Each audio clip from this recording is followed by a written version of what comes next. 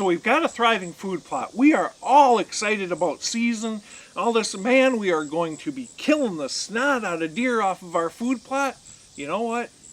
Almost everybody listening that has food plots can take things a step farther just by accessorizing their food plot. Don't be satisfied with the idea of Mr. Big feeding in your food plot. Make it so that you increase the odds as high as you reasonably can that when Mr. Big enters that food plot, you're going to kill him. You're going to have that shot opportunity the very first time. Here's some little tips on how you can help do that. First off, water sources. Just about every food plot I put in, I want to complement it with a water source. That's either just simply taking a dozer, scraping out a little hole, or you can go ahead and get anywhere from a 5 to 30 gallon water trough bucket and bury it down to the lip.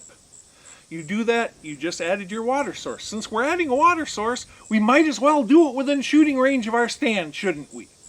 It's given them one more reason to come over by us, and you can even take it a step further and put a backing on the backside.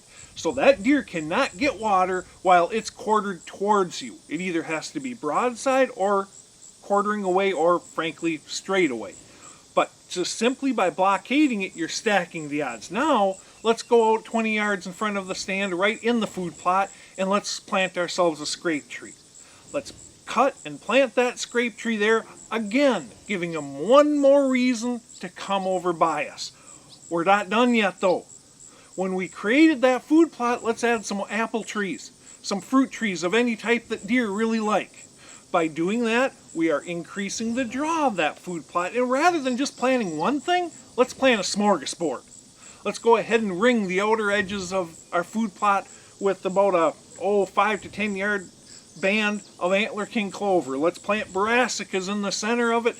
Let's go ahead and top seed that honey hole brassica mix with a combination of oats and cereal rye. By doing that, now we have clover, we have brassicas, we have oats, we have cereal rye. We've got all sorts of stuff along with the fruit and the water in this location, going ahead and increasing the desire of Mr. Big to come here over and over and over, but we still aren't done yet.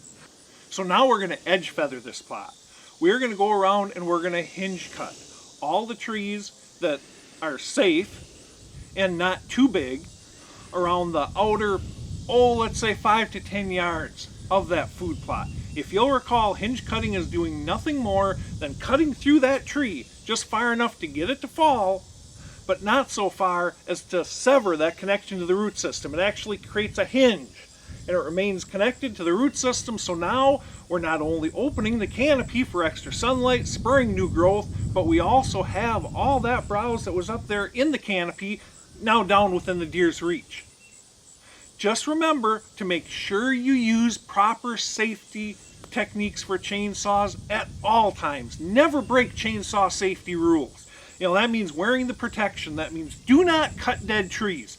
Do not fight the tree lean on hinge cutting. You need to cut the opposite side of the tree from where it's leaning. And if it's leaning much more than 10 to 15 degrees, do not cut the darn thing because it's got all that extra tension. It's going to go ahead and barber chair on you much more unpredictably. To cover ourselves, we're actually going to suggest that you hire trained professionals to do this.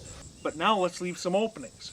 Let's leave some openings in this edge feathering where we want the deer to come out, which happens to be upwind of our stand and within shooting range. Lastly, if we have any thick areas, real thick, just go ahead and cut a single stupid trail through the darn thing, leading those deer to our plots. That way, we know where they're going to be feeding, we know where they're going to be coming from. We went ahead and tied that in with our hinge cut bedding areas that are back here, our stands over here, so we have a wind like that, we are golden. And we went ahead and increased the odds of Mr. Big stepping within bow range when he comes out on that plot. Because when he comes out, we want to kill him.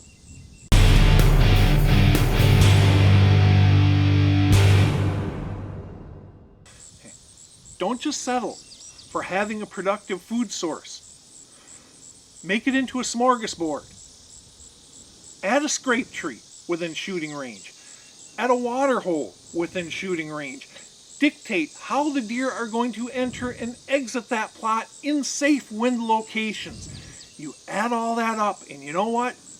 Next thing you know, it's not that Mr. Big is entering our food source, but staying out of bow range, Mr. Big is entering our food source and giving us a bow shot every single time he comes in there. Will he do it every single time? No, but that's the goal. We shoot for that goal, and he's going to do it a heck of a lot more than he otherwise would.